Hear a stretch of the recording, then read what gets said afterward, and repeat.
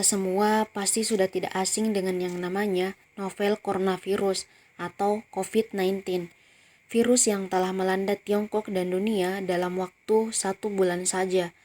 WHO menyebut virus yang melanda Wuhan, Cina adalah novel coronavirus yang merupakan jenis virus yang baru saja ditemukan dan dapat menginfeksi manusia karena kecepatannya dalam berkembang biak.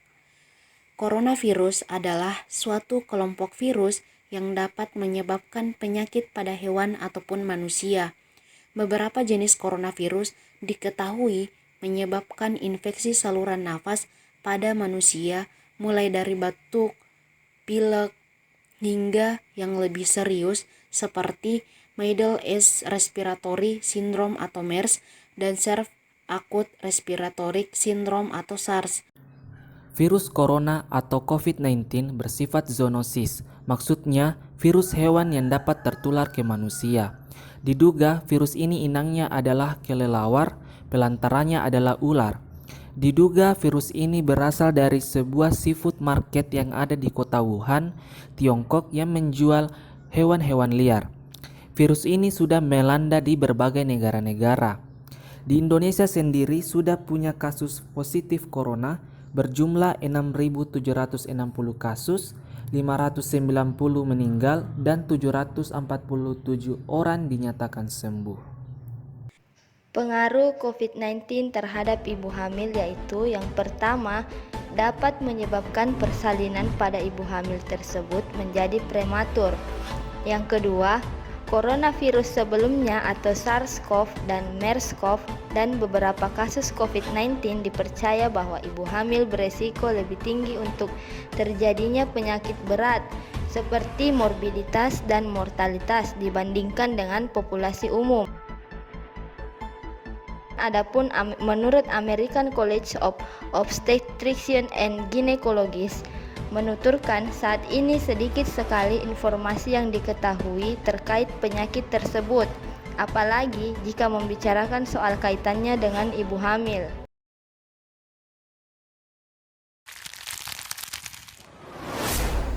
Bagaimanakah penyebaran COVID-19? COVID-19 dapat menyebar dari orang ke orang melalui percikan-percikan dari hidung atau mulut yang keluar saat orang yang terjangkit COVID-19 batuk atau mengeluarkan napas.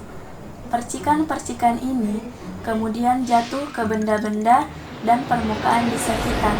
Nah, orang yang menyentuh benda atau permukaan tersebut lalu menyentuh mata, hidung atau mulutnya dapat terjangkit COVID-19. Penularan COVID-19 juga dapat terjadi jika orang menghirup percikan yang keluar dari batuk atau napas orang yang terjangkit COVID-19 tersebut. Oleh karena itu, penting bagi kita untuk menjaga jarak lebih dari 1 meter dari orang yang sakit. Jadi, jika Anda pernah bepergian ke suatu wilayah atau ke suatu tempat menaiki pesawat, Anda harus melakukan perlindungan diri seperti lakukan isolasi diri dengan cara tetap tinggal di rumah jika Anda mulai merasa kurang sehat. Tapi ibu hamil harus menghindari dari virus corona ini dengan melakukan tindakan pencegahan. Yang pertama, sering cuci tangan pakai sabun dan air mengalir selama 20 detik. Kalau tidak ada sabun dan air mengalir, bisa pakai hand sanitizer yang mengandung 60% alkohol. Yang kedua, tutup mulut dan hidung dengan siku yang dilipat pada saat batuk atau bersin. Kenapa harus dengan siku terlipat? Karena telapak tangan bisa jadi sumber penularan kuman kalau tidak segera cuci tangan, tapi bisa juga menggunakan tisu dan sebaiknya langsung dibuang ke tempat sampah setelah digunakan. Setelah itu, kita tetap harus melakukan cuci tangan dengan sabun dan air mengalir. Kalau tidak ada air mengalir, bisa menggunakan hand sanitizer. Yang ketiga, ibu hamil harus jaga jarak minimal 1 meter dengan orang lain. Sebaiknya, ibu hamil tidak berada di dekat orang yang tidak sehat. Yang keempat, ibu hamil harus menghindari menyentuh wajah. Kenapa?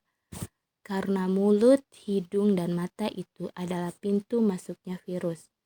Yang kelima, kalau ingin salaman, sebaiknya dihindari. Sebagai pengganti salaman, kita bisa lambaikan tangan, kasih senyum, atau salam siku. Penanganan untuk ibu hamil yang telah terinfeksi terjangkit atau memiliki gejala-gejala dari COVID-19 yaitu Anda telepon dulu dokter kandungan yang biasa Anda ajak konsultasi. Konsultasi apakah Anda perlu masuk rumah sakit atau cukup isolasi mandiri di rumah. Kalau misalnya keputusannya di karantina mandiri di rumah, maka benar-benarlah melakukan karantina. Jangan sering jalan-jalan ke sana kemari, bila perlu tinggal di dalam kamar. Semuanya dipisahkan, baik dari alat makan maupun alat mandi. Ini dilakukan selama 14 hari. Jika membaik sendiri, silakan ke dokter kandungan untuk pemeriksaan USG 2 minggu kemudian, agar virulensinya menurun dulu dan kondisi Anda betul-betul sembuh supaya tidak menularkan ke pasien yang lain. Tetapi, jika keluhan itu memberat, misalnya batuk-batuknya tambah parah, nyeri dada, demam tidak hilang-hilang, segeralah ke rumah sakit. Rumah sakit yang Anda tuju adalah rumah sakit rujukan COVID yang sudah dibentuk di daerah masing-masing. Ayo lawan corona. Ayo lawan corona. Ayo lawan corona.